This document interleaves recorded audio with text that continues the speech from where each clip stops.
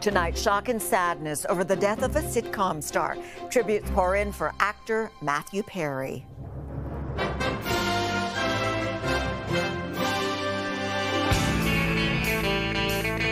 The on-screen success. I have some pride. Do you? No.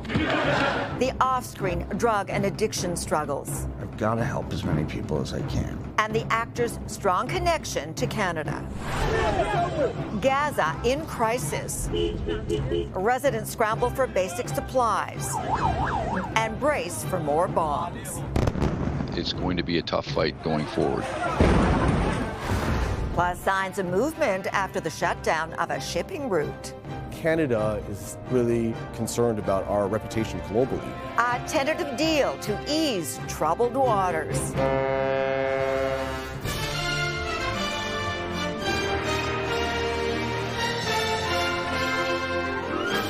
CTV National News with Sandy Ronaldo. Good evening. In actor Matthew Perry's own words, "When I die, as far as my so-called accomplishments go, it would be nice if friends were listed far behind the things I did to try to help other people. I know it won't happen, but it would be nice."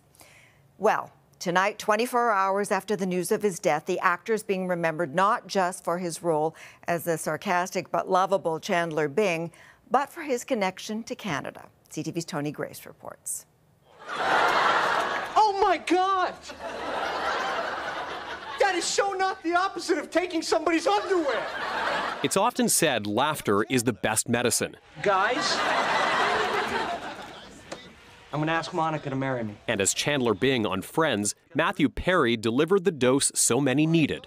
But outside his LA home today, tears from those he once lifted out of grief. I used to be sad, so my dad used to come up to me and be like, "Mom, I put Friends on for you. Friends is on TV for you. Go upstairs," because they knew that was my happy place. A happy place born out of a childhood in Canada. Montreal, Toronto, but mostly Ottawa. Mother Suzanne worked as a press secretary for former Prime Minister Pierre Elliott Trudeau. Perry went to school in Rockcliffe Park with Justin Trudeau. "I'll never forget the schoolyard games we used to play," wrote the Prime Minister. "Thanks for all the laughs, Matthew. You were loved, and you will be missed." We actually beat up Justin Trudeau. You beat him up? Yeah. Why? Yeah, I think he was excelling in a sport that we weren't as... So it was pure jealousy. His competitive spirit is something friend John R. Kennedy noticed in a youth sports camp at Ottawa's RA Centre. Perry would become a top-ranked junior player. What do you remember about playing tennis with Matthew Perry when you were kids? Actually, not a whole lot, except that he used to beat me all the time. He would always be walking around the room asking who's going to pay for his milkshake, who's going to pay for his milkshake, because he's a champion and stuff. He was also a champion to drama students like Christian Lloyd, who met him at Ashbury College, where Perry had also studied. It wasn't really until I heard the news last night that I realized the true impact that Matthew had on the path of my career. Hi. Good afternoon, Ms. Pembroke. When Perry's path took him from the nation's capital to the showbiz capital, Hollywood, the multiple Emmy-nominated actor never forgot Canada. The Ottawa Senators shirt he wore in the movie The Whole Nine Yards, the Blue Jays ball cap on Friends, and yet behind all the joyful moments, a secret. There's a stigma attached to it, and that's got to end. A drug and alcohol addiction Perry would write about in his memoir. Yeah, I'm going to cry now. Thanking co-stars like Jennifer Aniston for lifting him out of dark days. I'm really grateful to her for that. And last night, Matthew Perry's family showing up at his home. Stepfather Keith Morrison walking up to the car. Mother Suzanne Morrison behind the wheel. Father John Perry in the passenger seat. 3 members of a large blended family, stunned and together in grief. Remembering a son, a role model, and a man with so many friends. Gone too soon. I've got to help as many people as I can. Tony Grace, CTV News, Toronto. And there are new details tonight about the 54-year-old's death. Authorities say they received a 911 call about a water emergency. They found Perry unresponsive in his jacuzzi from an apparent drowning. Foul play is not suspected. The medical examiner's office has also updated the autopsy report to deferred, which means more toxicology testing is needed. It will take 6 to 12 weeks until the family learns what happened to him. Well, tonight, smoke is rising in the sky over Gaza as Israel pounds the besieged territory from air, sea, and land, a widening offensive 3 weeks after the vicious Hamas attack inside Israel. And now, amidst the overwhelming humanitarian crisis in Gaza, there is civil unrest, an unraveling of order.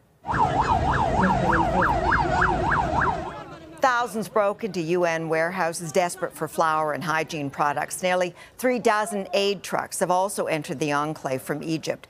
And Israel says its missiles have struck more than 450 Hamas targets. We're now getting a look inside a ruined Gaza now that communication has been restored. CTV's Jeremy Sharon has our story. Plumes of smoke cover the sky as the night falls in Gaza, as signs of desperation grow. Thousands of Palestinians raided this aid depot for food and basic essential items. Critical supplies have been limited since Israel's bombardment in the enclave. This is the aftermath of attacks in Khan Yunis. There were 13 people inside the house, said this woman. Several were injured. My brother-in-law and my sister's children became martyrs. This moment captured by a local journalist of an emotional first responder embracing this 3-month-old baby rescued after surviving a bombing in the same region. Palestinian health officials say more than 3,000 children have died so far. That's more children killed over the past 3 weeks than in any single year across all the world's conflict zones since 2019. There are growing safety concerns inside Gaza's healthcare facilities. Al-Quds Hospital, which has been housing thousands of displaced Palestinians and caring for hundreds of patients, was warned to evacuate. The Israeli army said this area is going to be a military zone, said the hospital's director. There will be clashes and the area will be dangerous. The healthcare system has completely collapsed there, and unless this aid goes in immediately, the amount of deaths will escalate enormously. Israeli defense forces say fighter jets have hit more than 450 Hamas targets, including command centers. This IDF spokesperson today reiterating the urgent call to Gazans to relocate southward for their personal safety, he says. I think we're going to see this offensive roll out over several months. Now today, nearly 3 dozen aid trucks were allowed in through the Rafah border crossing. Tonight, the International Criminal Court says impeding relief supplies to Gaza may constitute a crime under its jurisdiction. Sandy? CTV's Jeremy Sharon. A troubling and disturbing scene in the southern Russian city of Mukhachkula in Dagestan. An explosion of anger as a large crowd stormed the main airport in the predominantly Muslim region, pouring onto the runway, specifically looking for Jewish passengers from Israel.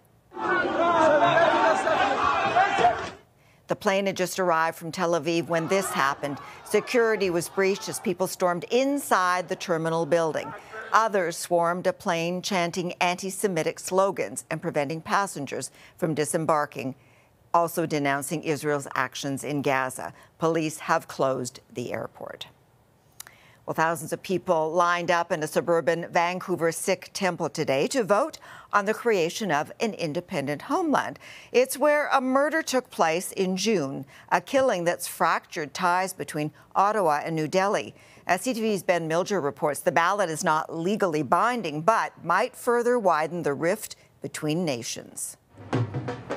A heavy police presence greeted voters as they arrived at this Gurdwara to cast a ballot on the call for an independent state for Sikhs known as Khalistan. There's a positive view of Khalistan and that they want their own country. They want a nation state that protects them. The vote took place at the same Gurdwara where gunmen shot and killed Hardeep Singh Nijjar in June. Prime Minister Justin Trudeau says credible allegations potentially link agents of the Indian government to Nijjar's murder. They're coming out and saying that we will not be scared, we will stand up, and that we will vote in the Khalistan referendum and express our voice.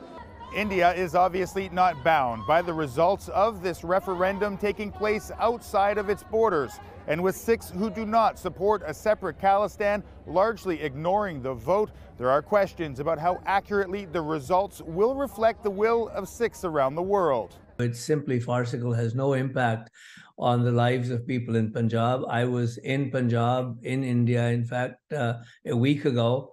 There isn't a whiff of Khalistan in India. The vote here could further strain relations already impacted by Canada's allegations and India's response. If you give any sustenance, any comfort to people who want to split other countries based on religion, it will come back to haunt us. Of course, in Canada, people are free to hold separatist views and share them.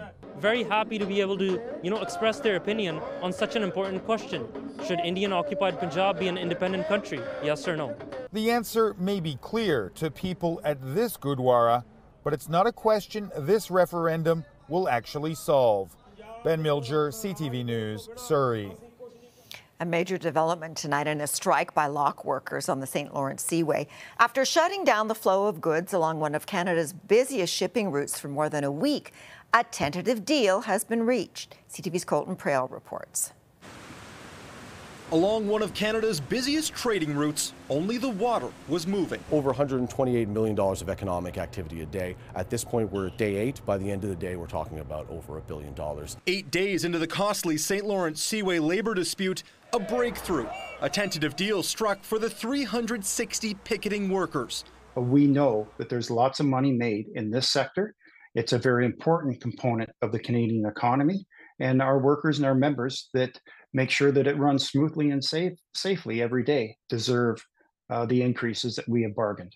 The deal still needs to be ratified by uniform members, but the costs of Canada's second major nautical trade disruption this year are already adding up. We've lost 15% of the remaining season so far, not just us, but the entire industry has lost 15% of the season, and it'll take a few days to get the system back up and running still, so there's more to come. The strike has already impacted fuel supply in central Ontario and plugged a much-needed outlet for central Canada, trapping $40 million worth of Saskatchewan potash exports, while backlogging Ontario grain exports, costing farmers millions per day. We're starting to see grain piling up and storage getting full on farms and in country elevators, and so I guess our message is get this thing solved as soon as possible. Industry experts say repeated disruptions to Canada's maritime trade are impacting the country's international reputation as a trading partner. It's a transportation corridor, and as such, it has to be consistent. And I will say in the last few years, our reputation on that front has not done well. Now the pressure is on to get trade moving again as quickly as possible. The St. Lawrence Seaway Management Corporation says it's all hands on deck, and the first ships are expected to start passing again early tomorrow morning. Sandy. Colton, thank you. Good news for Seaway workers, but for more than 400,000 Quebec public sector workers, a deal is still elusive. They've rejected the government's latest offer. Healthcare, education, and social service workers are demanding better pay and better working conditions. Labor negotiations have dragged on for months.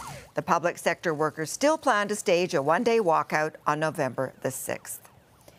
Well, the doors to the ER at Ottawa's largest hospital are still closed after fire prompted an unprecedented evacuation. The lights went out, hallways filled with smoke, and emergency responders had to relocate nearly 100 people, including some of the ICU's tiniest patients.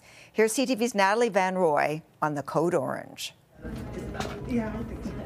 Baby Isabella resting safely now, nestled in at CHEO's neonatal ICU unit.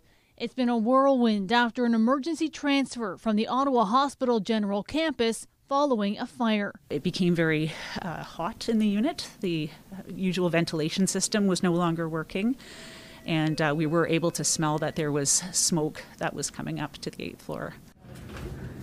Dr. Erica Barisiak overseeing all of the baby's care. Part of the team that coordinated the move in the middle of the night after the hospital lost power following the fire.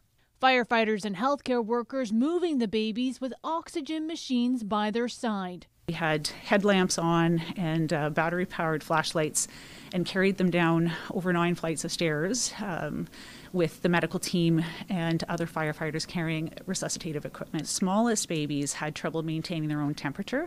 In total, 17 ICU babies were transported from the Ottawa Hospital General Campus to nearby Chio during the emergency. These babies are at high risk for lots of things. It's kind of hard just to say, but even just the stress of moving from a completely different location. Firefighters also helped women in labor get down the stairs. A scary situation for everyone involved, but no one was injured in the fire or during the transfers. A great job, and these babies have come and they all arrived safely, and that's really the priority is always going to be their safety. The Ottawa Hospital General Campus remains in a code orange, and patients are being asked to visit other emergency departments in Ottawa. Ottawa Hospital staff say it will still take several days for normal operations to resume. For now, they are in the process of contacting patients and rescheduling appointments, clinics, and surgeries. Sandy. Natalie, thank you. Coming up, Lewiston gathers to grieve. You lose a loved one, it's not an easy thing. A community comes together to heal after a mass shooting. Plus, the freak accident that took a star hockey player's life. Tragedy on the ice during a game in a British Hockey League. A freak accident took the life of a former American NHL player. 29-year-old Adam Johnson collided with another player and was slashed in the neck by a skate. The nearly 8,000 fans were asked to leave the building. Johnson was pronounced dead in hospital. He once played for the Pittsburgh Penguins. Church bells rang out this morning in the town of Lewiston, Maine, as residents gathered to support one another just days after the worst mass shooting in the state's history. God today calls us to love. Even love our enemies, those who do us wrong.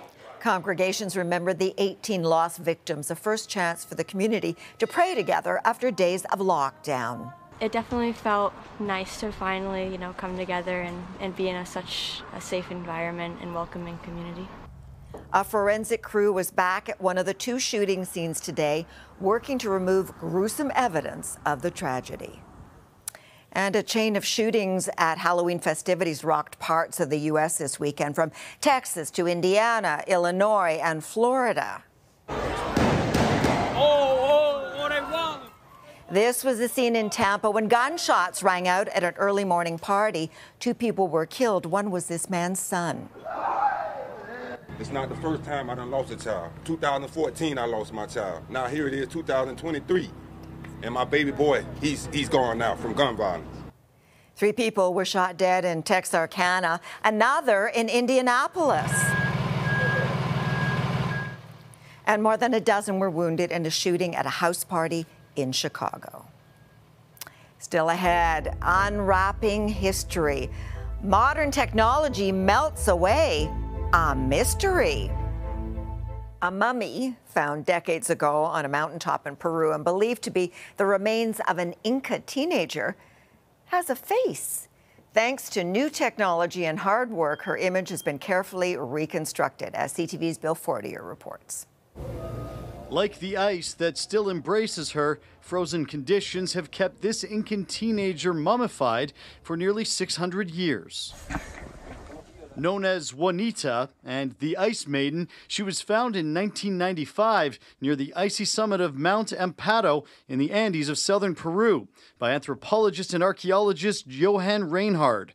Her body was wrapped in a burial tapestry. Only her face was exposed to the elements and damaged over time. When I looked at her, I remember thinking, what a pity, because we knew the rest of the body was really well preserved. Nearly 30 years later, thanks to technological advancements, scans, analyses, and 400 hours of sculpting, this reconstruction is said to be an extremely accurate depiction of Juanita's face. Seeing Juanita, seeing her face as it actually was when she is alive, it's a difficult feeling to express. It's believed the Ice Maiden was sacrificed between 1440 and 1450, an attempt to appease an Incan god. In the CT scan, we could see that her head was broken after a mighty blow, says this bioarchaeologist who worked on the project. For the man who found her near where she died, Seeing her as she looked in her final moments is haunting. She has this pensive look that is made possible only by someone with great ability in this kind of work.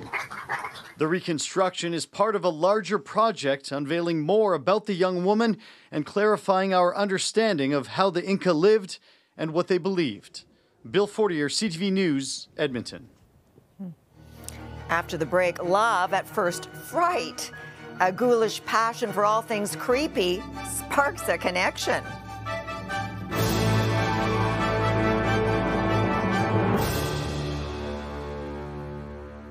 We leave it tonight with a love story, and it's not just about two people who connected at a Halloween party, but how they turned a haunting holiday into a freaky family affair. CTV's Adam Sawatsky reports.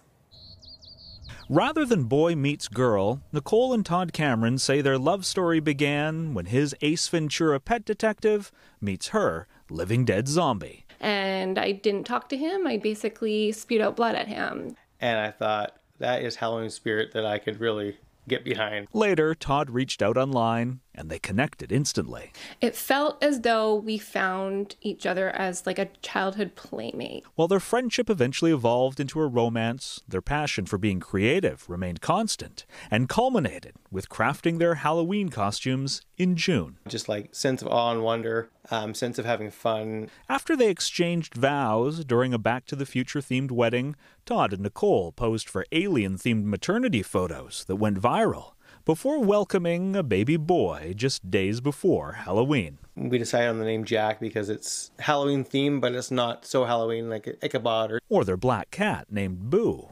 Instead, Jack, no relation to a lantern, is free to be whoever he wants for Halloween, followed by his parents creating costumes to complement his. Our goal as our parents to use imagination and play. And when Jack spots a shivering Halloween decoration, make sure it's caught on camera when he proudly impersonates it for the first time.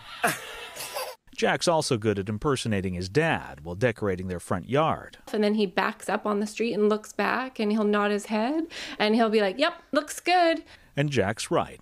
Their home is one of those Halloween houses that people go out of their way to visit, thanks to a collection of classic and contemporary characters that's more fun than frightening. One of my favorite things is look out the window and to see a young family, like, and their eyes are what, and the kids are pointing. Because rather than striving to make their community creepy, like their love story, Nicole and Todd are hoping their Halloween creativity will encourage people to feel connected. And if you're having fun with your friends and your family, the rest is going to kind of take care of itself. Adam Sawatsky, CTV News, Nanaimo. And that is our newscast for this Sunday, the last in October. Thank you for sharing your weekend with us. I'm Sandy Ronaldo. Omar is here Monday. Have a good night. Stay safe and healthy. I'll see you soon. Bye-bye.